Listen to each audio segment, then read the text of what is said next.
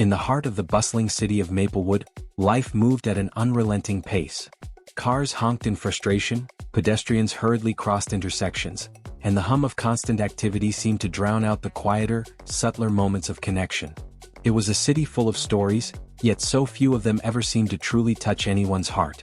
Sophie Adler, a young journalist working for the Maplewood Gazette, had once believed in the power of storytelling to make a difference.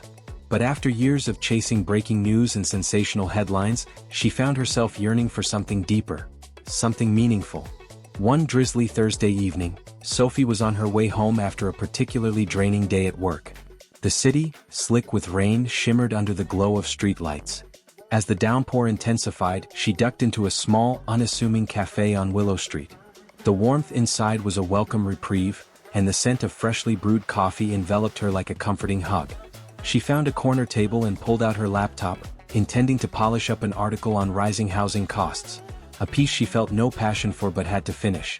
As she settled in, her gaze wandered to an older man sitting by the window. He had a notebook open in front of him, his hand moving steadily as he wrote. His clothes were slightly worn but clean, and his silver hair framed a face lined with years of experience. There was something about him, a quiet focus, a sense of purpose, that intrigued her. After about 20 minutes of indecision, Sophie finally gathered the courage to approach him. "Excuse me," she said, her voice soft but curious. "Would you mind if I joined you? The view from here looks inspiring." The man looked up, his eyes a warm gray, and gave her a small nod. "Be my guest," he said, gesturing to the empty chair across from him. Over the course of their conversation, Sophie learned that the man's name was Walter Manning.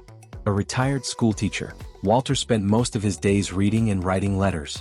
The letters weren't for publication or anyone's specific request. They were his way of remembering people he'd met throughout his life. Some letters were addressed to former students, others to friends and colleagues, and a few to strangers who had crossed his path for only a brief moment. "Why letters?" Sophie asked, genuinely intrigued. Walter's face softened and he smiled. "Because everyone deserves to be remembered. We all leave marks on each other even if we don't realize it. Writing helps me reflect on those moments and hopefully lets others know they've mattered." It was a simple answer, but it struck Sophie deeply.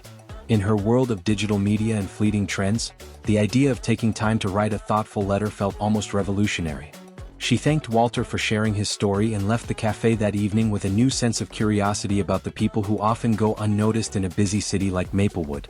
Sophie couldn't stop thinking about Walter. Inspired, she decided to write a profile piece about him for the Gazette. She titled it "The Man Who Remembers Everyone" and poured her heart into crafting a narrative that captured Walter's quiet acts of kindness and his philosophy on life. The article went live on a Sunday morning and quickly gained traction. Readers were moved by Walter's story, and comments flooded in from people who found his actions inspiring. "This is the kind of story we need in these times," one reader wrote. "Walter reminds us that even the smallest gestures can make a big difference." To Sophie's surprise, the story didn't just resonate with readers. It brought people back into Walter's life. Former students reached out, sharing how his words of encouragement had shaped their futures. One woman, now a successful doctor, credited Walter for inspiring her to pursue medicine when she doubted her abilities. Another man, who had been a troubled teenager, wrote to say that Walter's unwavering belief in him was the reason he turned his life around. One afternoon, a young man named Ethan showed up at Walter's doorstep with a bouquet of wildflowers. Ethan had read Sophie's article and felt compelled to visit the teacher who had once changed his life. He recounted how, during his high school years, he had been on the verge of dropping out.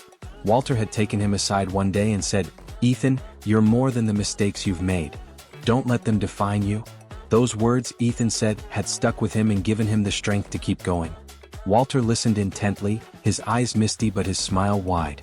"I'm proud of you," he said, placing a hand on Ethan's shoulder. As Sophie watched these moments unfold, she began to reevaluate her own life and career. Walter's story reminded her of why she had become a journalist in the first place: to uncover the extraordinary within the ordinary, to tell stories that connected people. She pitched an idea to her editor for a new column called "Moments That Matter," focusing on acts of kindness and empathy. The editor, moved by the success of Walter's story, approved it immediately. The column became a platform for sharing stories of everyday heroes. There was the bus driver who went out of his way to return a lost backpack, the elderly woman who knitted scarves for homeless shelters, and the teenager who organized a neighborhood cleanup after a storm. Each story showcased the transformative power of empathy. Walter's story had created a ripple effect. People in Maplewood began paying closer attention to one another. Acts of kindness became more common.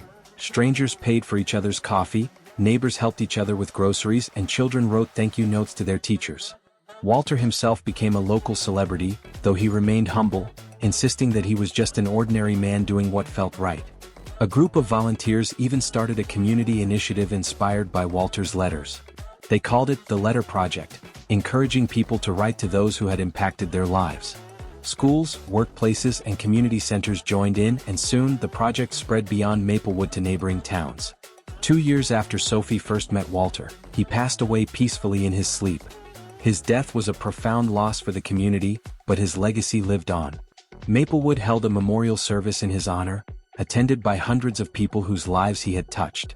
Each attendee brought a letter they had written, to a loved one, a mentor, or even a stranger, as a tribute to Walter's belief in the power of words.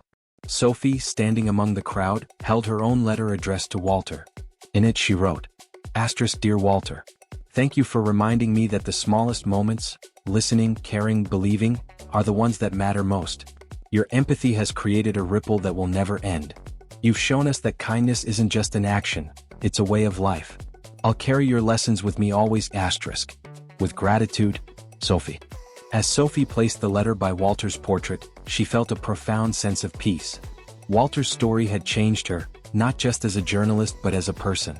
She vowed to continue sharing stories that celebrated empathy, knowing that even the smallest act of kindness could change someone's world.